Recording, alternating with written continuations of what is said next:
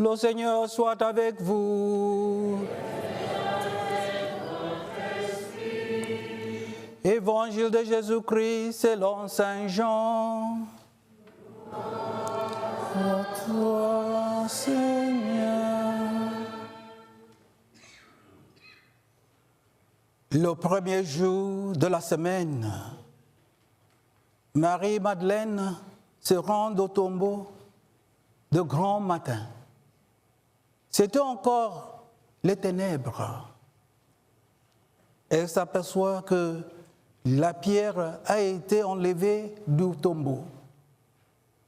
Elle court donc trouver Simon-Pierre et l'autre disciple, celui que Jésus aimait.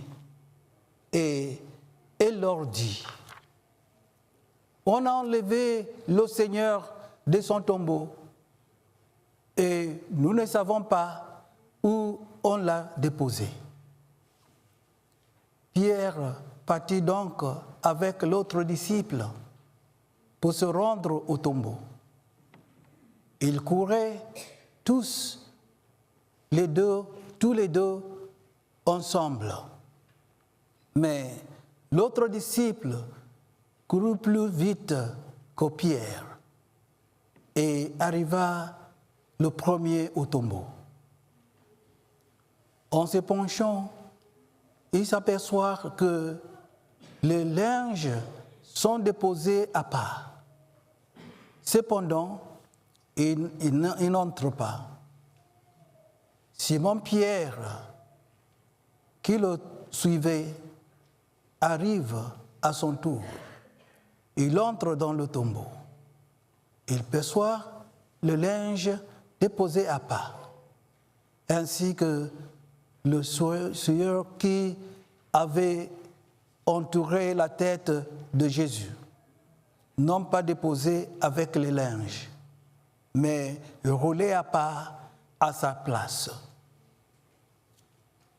C'est alors que entra l'autre disciple, lui qui était arrivé le premier au tombeau. Il vit et il croit. Jusqu'à là, en effet, les disciples n'avaient pas compris que, selon l'Écriture, il fallait que Jésus ressuscite d'entre les morts. Acclamons la parole de Dieu. Louange à toi, Seigneur Jésus.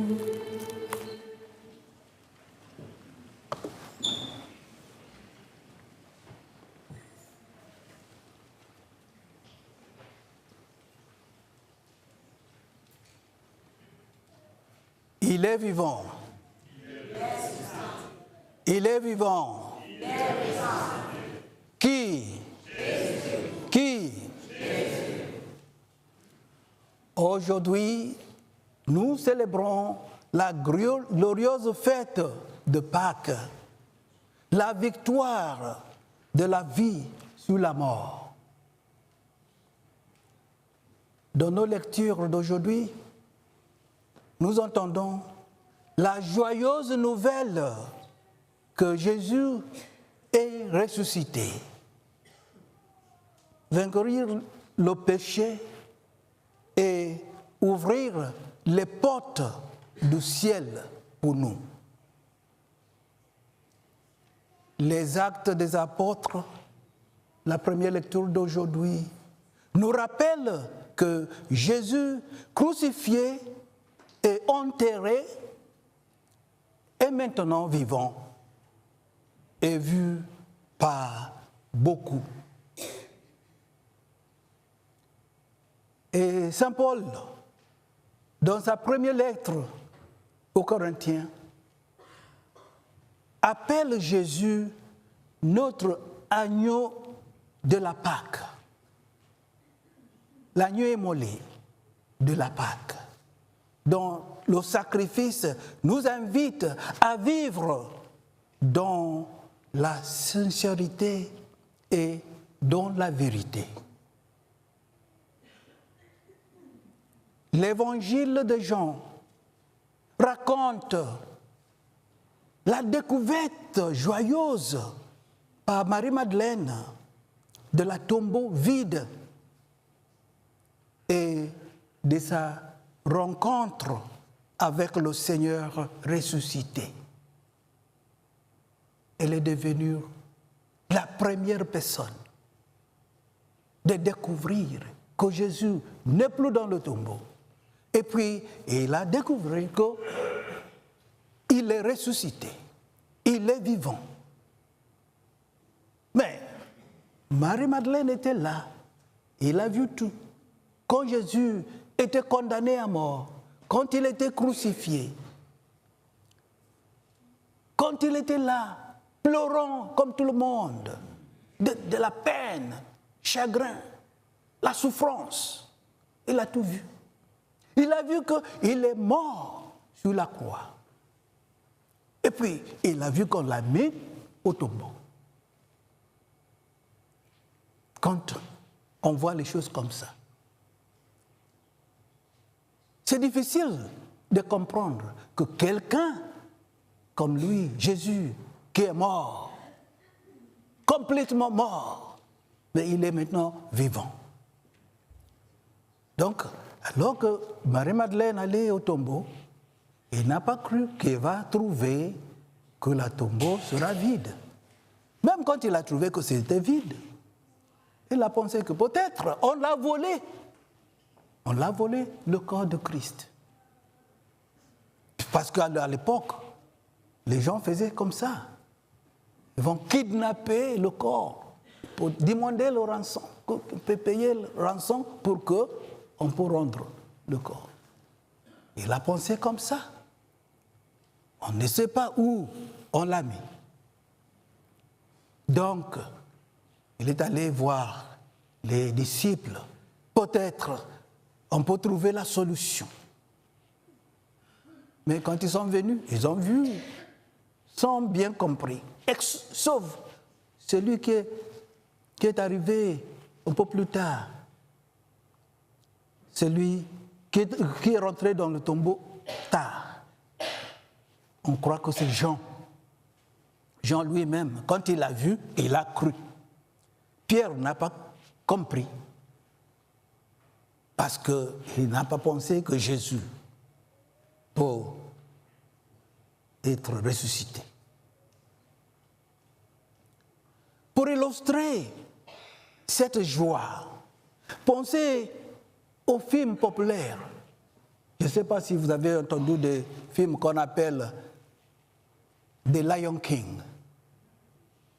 Vous les connaissez? Il y en a qui les connaissent. The Lion King. Le voyage de Simba commence dans le désespoir. Après avoir perdu son père et se sentir indigne.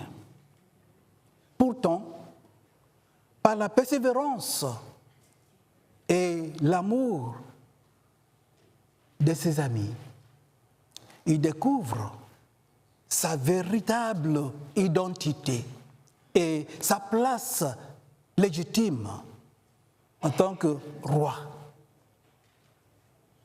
Sa résurrection de la culpabilité et de la honte reflète notre propre voyage du péché à la nouvelle vie. Tout comme le retour de Simba, rétablir la paix et la joie à son royaume, la résurrection de Jésus nous rétablit l'espoir et la vie. Son triomphe sur la mort est la plus grande histoire de rédemption. Et elle nous invite à embrasser notre propre renouvellement. Bien-aimés de Dieu, Pâques nous rappelle que peu importe la nuit de nos péchés ou de nos difficultés, la résurrection du Seigneur Jésus nous offre l'espoir et un nouveau départ. En tant que chrétiens, nous sommes appelés à vivre dans cette joie en la partageant avec les autres et en le permettant de nous transformer pour que nous puissions sentir la résurrection de Jésus en nous, en nos cœurs. Tenons rapidement la vérité que Jésus est vivant et en lui, nous aussi, nous pouvons nous lever du désespoir et marcher dans la nouveauté de la vie. Alléluia. Jésus est ressuscité. Il est vraiment ressuscité. Amen.